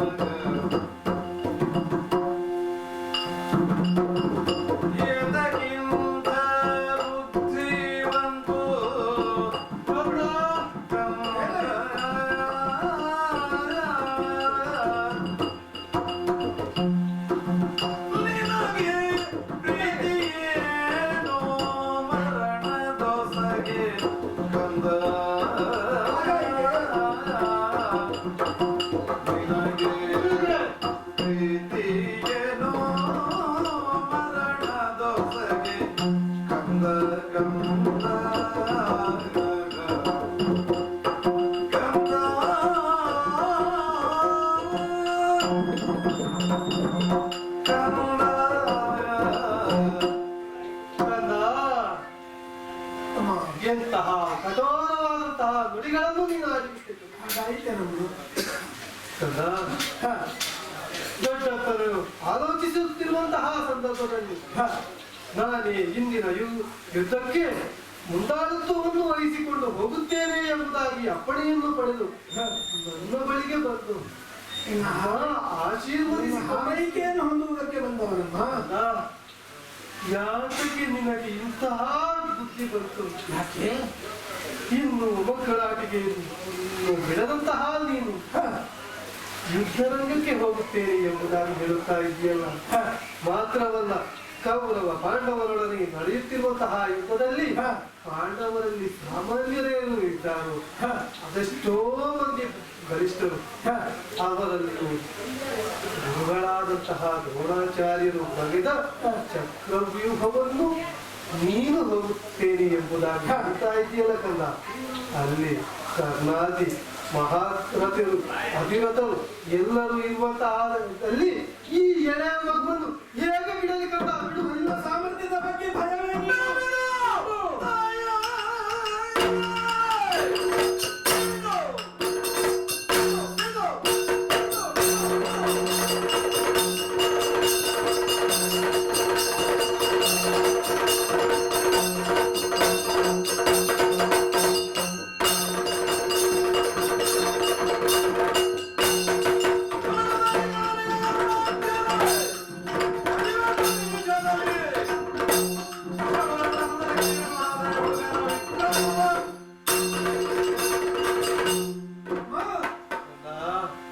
ಮಗುವೊಂದು ತಾಯಿಯ ಬಳಿಗೆ ಓಡೋಡಿ ಬಂದು ಯಾವುದೋ ಒಂದು ವಿಚಾರವನ್ನು ಹೇಳುವುದಕ್ಕೆ ಬಂದಾಗ ಆ ಮಗುವನ್ನು ತಡೆದು ನಿಲ್ಲಿಸುವಂತಹ ತಾಯಿಯ ಹಪಹಪಿಕೆ ಅದು ನಿನ್ನ ಮನಸ್ಸಿನಲ್ಲಿ ಹುಟ್ಟಿಕೊಂಡಿದೆ ಅಂತ ಅರ್ಥವಾಗುತ್ತಾ ಇದೆ. ಖಂಡಿತವಾಗಿಯೂ ಕರುಳ ಸ್ವಾಭಾವಿಕವಾಗಿಯೇ ಆಟದ ಮೈದಾನಕ್ಕೆ ಒಂದು ಮಗು ಹೊರಟರೂ ಕೂಡ ತಾಯಿ ಅಡ್ಡ ನಿಲ್ಲುತ್ತಾಳೆ. ಹೊರಗೆ ಹೋಗಬಾರದು, ಅಲ್ಲಿ ಯಾವುದೋ ಒಂದು ಭಯದ ವಾತಾವರಣ ಇದೆ ಎನ್ನುವ ರೀತಿಯಲ್ಲಿ ತಡೆದು ನಿಲ್ಲಿಸುವುದನ್ನು ನಾವು ಕಾಣುತ್ತೇವೆ. ನಿಜ. ಯಾಕೆ? ಅದು ಕೆಟ್ಟ ಕರುಳಿನ ಭಯ. ಹೌದು, ಅಂಥದ್ದರಲ್ಲಿ ನೀನು ದೂರಕ್ಕೆ ಹೋಗುತ್ತೀಯಲ್ಲ. ಕೆಟ್ಟ ಕರುಳು ಭಯ ಪಡುವಂಥದ್ದು ಸ್ವಾಭಾವಿಕವೇ ಹೌದು. ಆ ಭಯವನ್ನು ಹೆಚ್ಚಿಸುವುದಕ್ಕೆ ಅಥವಾ ಆ ಭಯವನ್ನು ನನ್ನ ಮನಸ್ಸಿಗೆ ದಾಟಿಸುವುದಕ್ಕೆ ನೀನು ಪ್ರಯತ್ನ ಪಟ್ಟ ಹಾಗೆ ಕಂಡು ಹೋಗಿ ಇದೇ ಮಾತುಗಳನ್ನು ನಾನು ದೊಡ್ಡಪ್ಪನಲ್ಲಿಯೂ ಕೇಳಿಸಿಕೊಂಡವಳೇ ಹೌದು. ನಾನು ಕೇಳಿದ ಮಾತ್ರಕ್ಕೆ ನನಗೆ ಅನುಮತಿಯನ್ನು ಕೊಟ್ಟವರಲ್ಲ ದೊಡ್ಡಪ್ಪ. ಅವರನ್ನು ಒತ್ತಾಯ ಪೂರ್ವಕವಾಗಿ ನನ್ನ ಸಾಮರ್ಥ್ಯವನ್ನು ವಿವರಿಸಿ ಅವರಿಂದ ಅಪ್ಪಣೆಯನ್ನು ಪಡೆದುಕೊಂಡವನು ನಾನು. ಕರ್ಣನು, ಜಯದ್ರಥನು ಅಥವಾ ದುಶ್ಯಾಸನನು ಯಾವುದೇ ಸಮರ್ಥರಿದ್ದರೂ ಕೂಡ ಈ ಪಾರ್ಥನ ಮಗನ ಸಾಮರ್ಥ್ಯವನ್ನು ನೀನು ಕಡಿಮೆ ಎಂದು ಭಾವಿಸಿದೆ ನಮ್ಮ. ನನ್ನ ಸಾಮರ್ಥ್ಯದ ಬಗ್ಗೆ ಯಾಕಮ್ಮ ಭಯ? ಯುದ್ಧ ರಂಗಕ್ಕೆ ಹೋಗುವುದಕ್ಕೆ ನಿನ್ನ ಅನುಮತಿ ಮಾತ್ರವಲ್ಲವೇ ನನಗೆ ಬೇಕಾಗಿರುವುದು? ಯುದ್ಧ ಎಂಬುದಾಗಿ ಹೇಳ್ತೀಯಲ್ಲ, ಯುದ್ಧ ಎಂದರೆ ಸಮರವಿಂದು ಕಂದ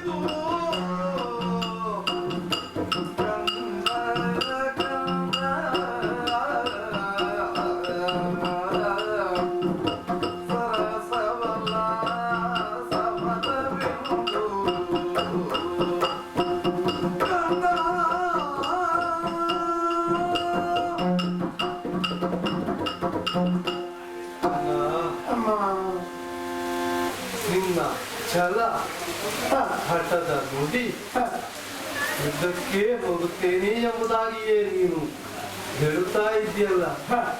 ಯುದ್ಧ ಯುದ್ಧ ಯುದ್ಧ ಎಂದರೆ ಅದು ಸರಸವೆಂಬುದಾಗಿ ಭಾವಿಸಿದ್ದೀನಿ. ಮಕ್ಕಳೊಡನೆ ಆಟವಾಡುವ ಆ ಆಟದ ಮೈದಾನವೆಂಬುದಾಗಿ ಭಾವಿಸಿದ್ದೇನೆ. 12 ದಿನಗಳ ಯುದ್ಧವನ್ನು ಎಲ್ಲರೂ ಬಲ್ಲವರಿದ್ದಾರೆ.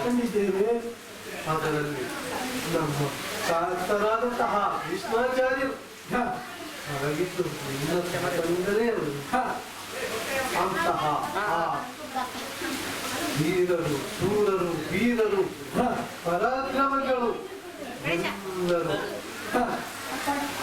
ಮಡಿದಂತಹ ನುಡಿದಂತಹ ಆ ಧನಾರ್ಜನಕ್ಕೆ ಎಳೆಯ ಕೂಸೊಂದು ನಾನು ಹೋಗಿ ಆಡುತ್ತೇನೆ ಎಂಬುದಾಗಿ ಬಯಸುವಂತಹ ಮಾತನಾಡುತ್ತೇನೆ. ಅದಲ್ಲ, ಅಲ್ಲಿ ವಿಶೇಷವಾಗಿ ಇಂದು ಮಾಡಿದಂತಹ ಚಕ್ರವ್ಯೂಹವನ್ನು ಭೇದಿಸುವುದಕ್ಕಾಗಿ ನಮ್ಮಲ್ಲಿ ಯಾರೂ ಇಲ್ಲ ಎಂಬುದಾಗಿ ಭಾವಿಸಬೇಡ ದೊಡ್ಡಪ್ಪ, ನಾನಿದ್ದೇನೆ ಎಂಬುದಾಗಿ ಅವರಿಂದ ನೀನು ಅನುಮತಿಯನ್ನು ಪಡೆದುಕೊಂಡು ನಿನ್ನ ಅಮ್ಮ ಬಿಡುವುದಕ್ಕುಂಟೆ. ಚಕ್ರವ್ಯೂಹವನ್ನು ರಚಿಸಿದವರು ಸಾಮಾನ್ಯರೇ.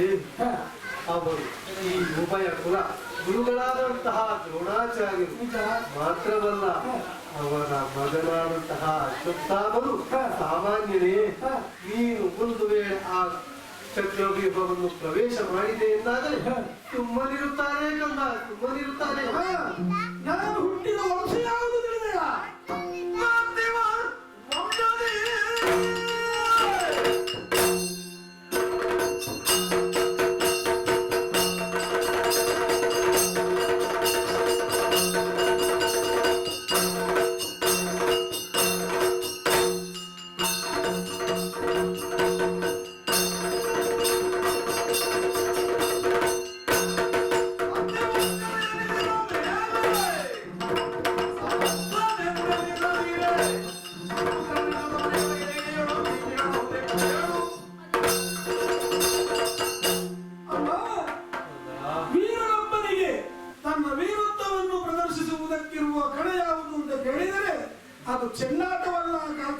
ಹೋರಾಟವಲ್ಲ, ಅದು ಯುದ್ಧರಂಗ.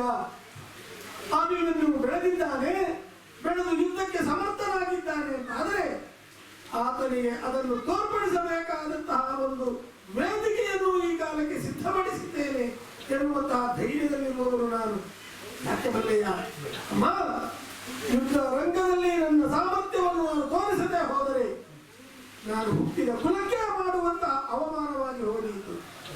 ಈ ಪಾರ್ಥಿವ ವಂಶದಲ್ಲಿ ಹುಟ್ಟಿದಂತಹ ಅಭಿಮನ್ಯು ಯುದ್ಧಕ್ಕೆ ಹಿಮ್ಮುಖನಾಗಿ ನಡೆದ ಎನ್ನುವಂತಹ ಮಾತು ನಾಳೆ ಬಂತು ಅಂತಾದರೆ ನಾನು ಈ ಗಂಡಸು ಎನ್ನುವಂತಹ ಹೆಸರಿಗೆ ಅನ್ವರ್ಥನಾಗ್ತಾನೆ.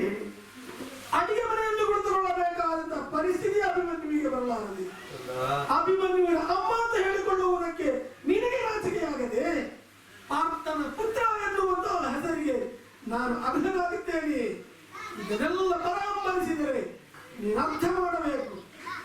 ಮಗ ಬೆಳೆದಿದ್ದಾರೆ, ಸಮರ್ಥನಾಗಿದ್ದಾರೆ, ಯಾವುದೇ ಪೌರುಷಕ್ಕೂ ಎದುರಾಗಿ ನಿಲ್ಲಬಲ್ಲಂತಹ ಪೌರುಷ ನನ್ನ ಮಗನಲ್ಲಿ ಈ ಕಾಲಕ್ಕೆ ಬೆಳೆದು ಬಂದಿದೆ ಎನ್ನುವುದನ್ನು ನೀನು ತಿಳಿದಂತಾದರೆ ಅದು ಅಮ್ಮ ಎನ್ನುವಂತಹ ನಿನ್ನ ಯಾವ ವ್ಯಾಮೋಹ ಇದೆಯೋ ಅದರಿಂದ ಹೊರತಾಗಿ ಈ ಕುಲವನ್ನು ಉದ್ಧರಿಸುವಂತಹ ಒಬ್ಬ ಕುಲ ಜಾತನಾಗಿ ಹುಟ್ಟಿದ್ದಾನೆ ನನ್ನ ಮಗ. ಈ ಕಾಲಕ್ಕೆ ಅನಿವಾರ್ಯವಾದಂತಹ ಯುದ್ಧರಂಗಕ್ಕೆ ನನ್ನ ಮಗ ಮಾತ್ರ ಸಮರ್ಥ ಎನ್ನುವಂತಹ ಭಾವನೆಯನ್ನು ನೀನು ಹೊಂದಬೇಕಮ್ಮ. ಆದ್ದರಿಂದಲೇ ಹೇಳುತ್ತೇನೆ, ಕೇವಲ ತಾಯಿ ಎನ್ನುವ ಮಮತೆಯನ್ನು ಬಿಟ್ಟು ಈ ಚಂದ್ರವಂಶದಲ್ಲಿ ನಾಳೆ ಬೆಳಗಬೇಕಾದಂತಹ ಯಾವ ಪಾಂಡವರ ಧ್ವಜ ಇದೆಯೋ ಅದರ ದಂಡವಾಗುವುದಕ್ಕೆ ನನ್ನ ಮಗ ಸಮರ್ಥನಾಗುತ್ತಾನೆ ಅಂತಾದರೆ ಅವನ ತಲೆಗೆ 2 ಅಕ್ಷತೆಯನ್ನಿಟ್ಟು ಹೋಗಿ ಬಾಂಧವರಿಗೆ ಹೋಗಿ ಬಾಂಧ ಕಳಿಸಿಕೊಡಬೇಕಾದಂತಹ ಮಾತು ನಿನ್ನ ಬಾಯಿಯಿಂದ ಬರಬೇಕು. ಕಳಿಸಿಕೊಡು ತಾಯಿ, ಕಳಿಸಿಕೊಡು. ಇಷ್ಟೆಲ್ಲ ನುಡಿದರು ನಿಧಿಯಲ್ಲ ಹೋಗುವುದೆಂದು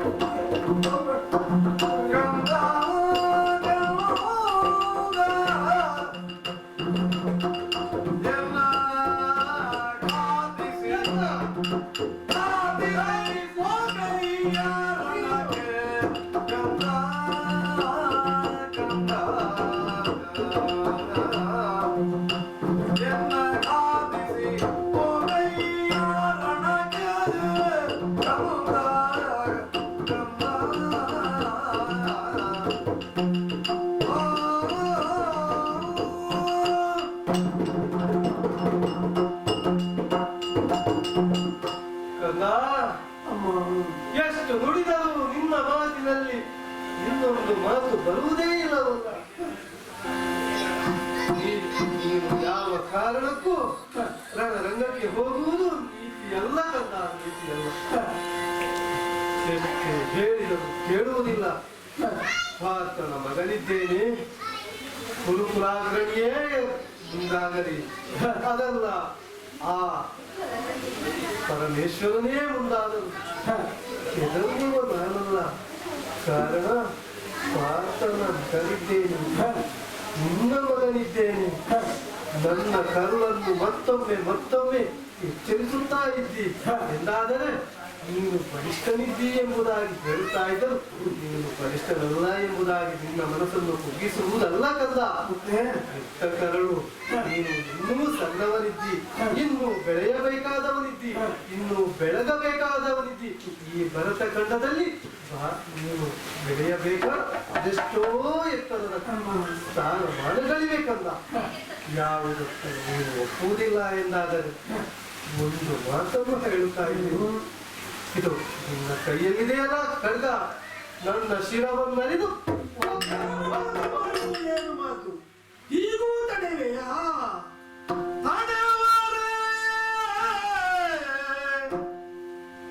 ತಡೆವರೇ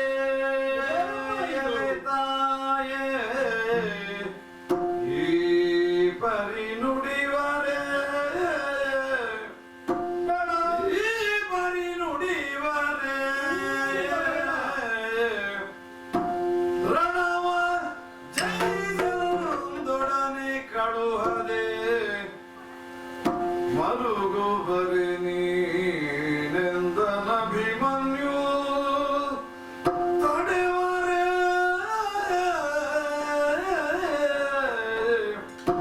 ಅಮ್ಮ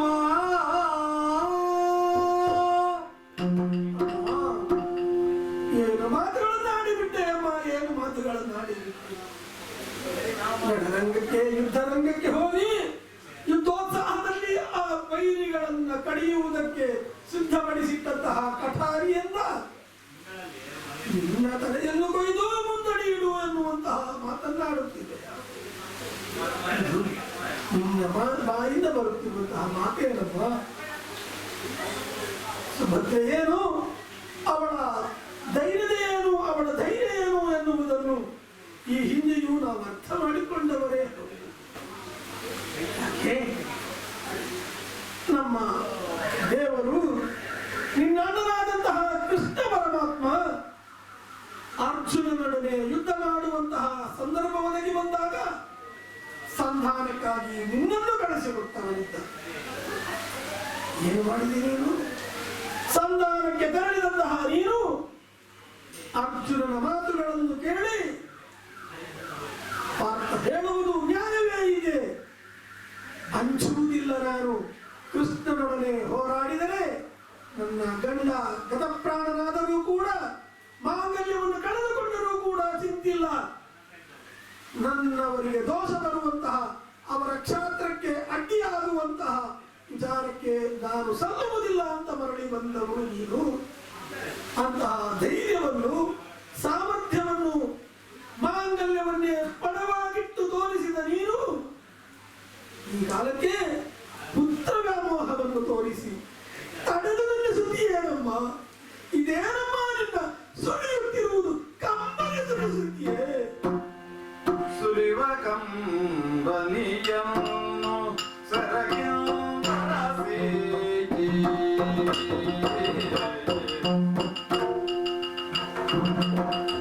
ಸುರಿವ ಕಂಬನಿಯನ್ನು ಸರಗಿಂಬಳಸಿ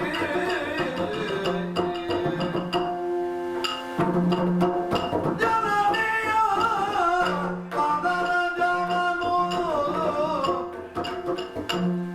ಶ್ರೀರದೋಡಂತ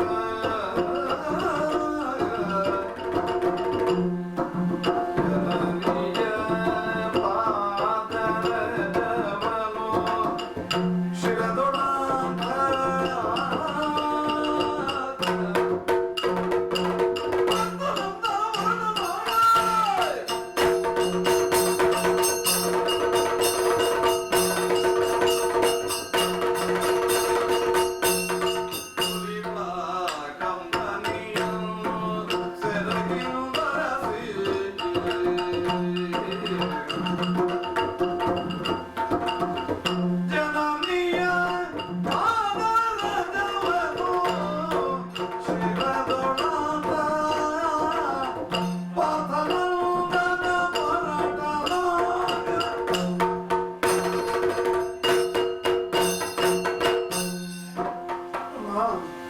ಅಮ್ಮ, ಅಳಬೇಕಾದ ಸಮಯ ಅಲ್ಲ ಇದಮ್ಮ. ನಿನ್ನ ಕಣ್ಣಿನಿಂದ ಉದುರುವಂತಹ ಕಣ್ಣೀರು ಈ ಪೃಥ್ವಿಯನ್ನು ತಲಪಬಾರದಮ್ಮ, ಅವಳನ್ನು ಮಲೀನಸಗೊಳಿಸಬಾರದಮ್ಮ. ನೀನು ಶಾಸ್ತ್ರಿಯಲ್ಲಿ ಹೇಳಿದಂತಹ ಸಂದರ್ಭ ಇದಲ್ಲ, ಆದ್ದರಿಂದ ಹೇಳುತ್ತಾ ಇದ್ದೇನಮ್ಮ. ಇದು ನಿನ್ನ ಕಣ್ಣೀರನ್ನು ಸೆರಗಿನಿಂದ ಒರೆಸಿದ್ದೇನೆ.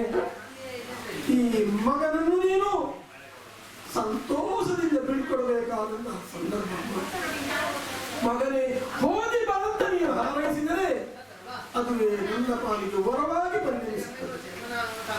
ಆದ್ದರಿಂದ ಅಮ್ಮ, ತಲೆ ಎತ್ತಿ ಇದು ನಿನ್ನ ಪಾದ ಚರಣಗಳಲ್ಲಿ ಅಭಿಮನ್ಯು ಶಿರಭಾಗಿ ನಿಂತಿದ್ದಾನೆ. ನಿನ್ನ ಪಾದ ಧೂಳನ್ನು ನನ್ನ ಶಿರದಲ್ಲಿ ಧರಿಸಿದ್ದೇನೆ. ನನ್ನ ಈ ಶರಗಳನ್ನು ನಿನ್ನ ಪಾದ ಕಮಲದಲ್ಲಿರಿಸಿ ನಿನ್ನಿಂದಲೇ ವರಪ್ರಸಾದವಾಗಿ ದೊರಕಿದೆ ಎನ್ನುವ ಹಾಗೆ ಮರಳಿ ಧರಿಸಿದ್ದೇನೆ. ಮೌನ ಸಮ್ಮತಿ ಲಕ್ಷಣಂ ಎನ್ನುವ ಹಾಗೆ ನಿನ್ನ ಮುಖಭಾವದಿಂದಲೇ ನೀನು ನನ್ನನ್ನು ಹರಸಿದ್ದಿ, ಹಾರೈಸಿದ್ದಿ, ಕಳಿಸಿಕೊಟ್ಟಿದ್ದ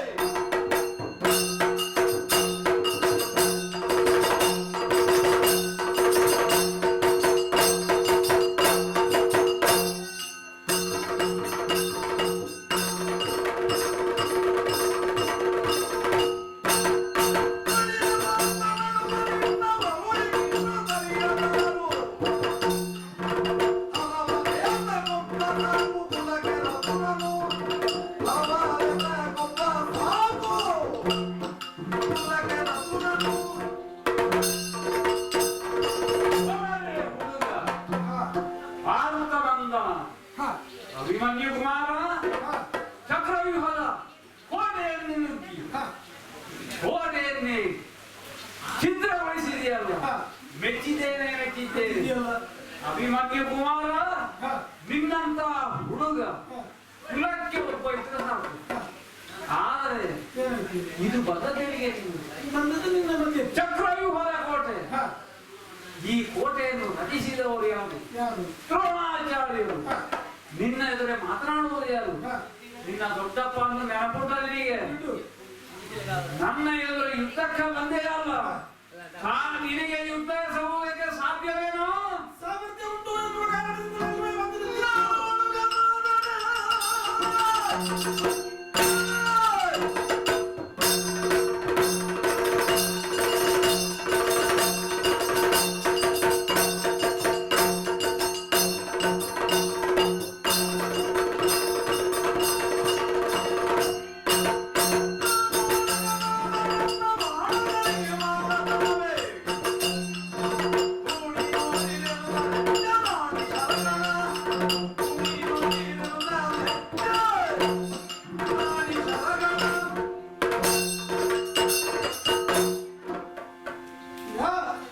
ಏನು?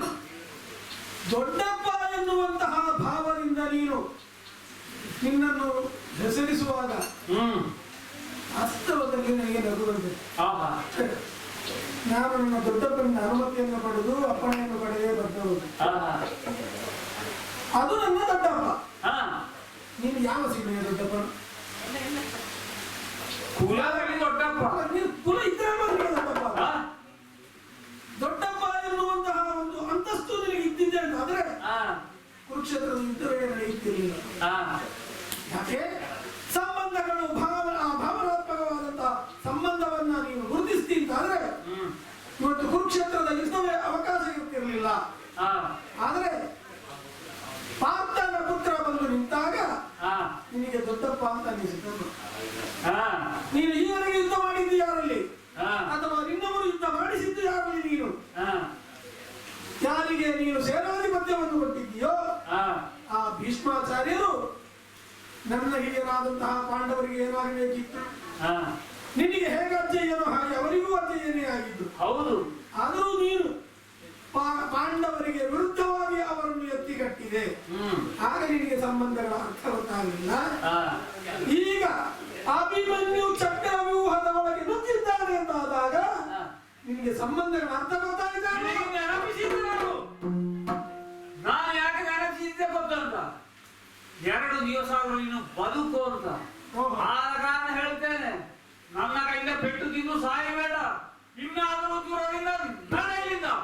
ಸಾಧ್ಯ ಉಂಟಾದ್ರೆ ಇನ್ನು ಮುಂದೆ ಬರ್ತೀಯ ನೀನು. ನೋಡೋಣ. ನಾನು ಹುಡುಗ ಅಂತೇಳಿ ನಿನ್ನ ಭಾವ ಹುಡುಗನಲ್ಲ ನಾನು.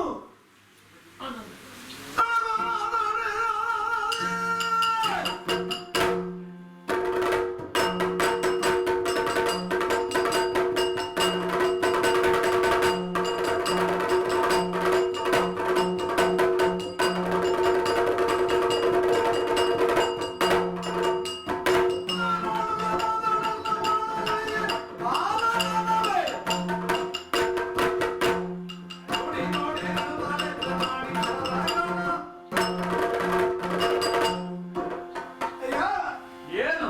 ಕೇವಲ ಬಾಲಕ ಬಾಲಕ ಬಾಲಕ ಎನ್ನುವಂತಹ ಮಾತುಗಳನ್ನು ಎಲ್ಲಿಂದ ಕೇಳಲಿಕ್ಕೆ ಶುರು ಮಾಡಿ? ಕೆಲವು ದಿವಸವಾದರೂ ನೀನು ಕೆಲವು ಕಾಲ ಬದುಕಬೇಕಾದವ. ಬದುಕಬೇಕು ಎನ್ನುವ ಆದುದರಿಂದಲೇ ನಿನ್ನಲ್ಲಿ ಹೇಳಿದ್ದು ನಾನು. ಬದುಕಬೇಕು ಎನ್ನುವ ಆಸೆಯಿಂದಲೇ ಬಂದವರು. ಹಾ. ಸಾಯುವುದಕ್ಕಾಗಿ ಬಂದದ್ದೇ ಅನ್ನುವಲ್ಲ. ಹಾ. ಹೇಗೆ ಬದುಕಬೇಕು? ಹಾ. ಕೇವಲ ನಿನ್ನ ಹಾಳಾಗಿ ಬದುಕುವುದಲ್ಲ, ಹಾ. ಹಸ್ತಿನಾವತಿಯ ರಾಜನ ಕುಮಾರನಾಗಿ ಬದುಕಬೇಕು.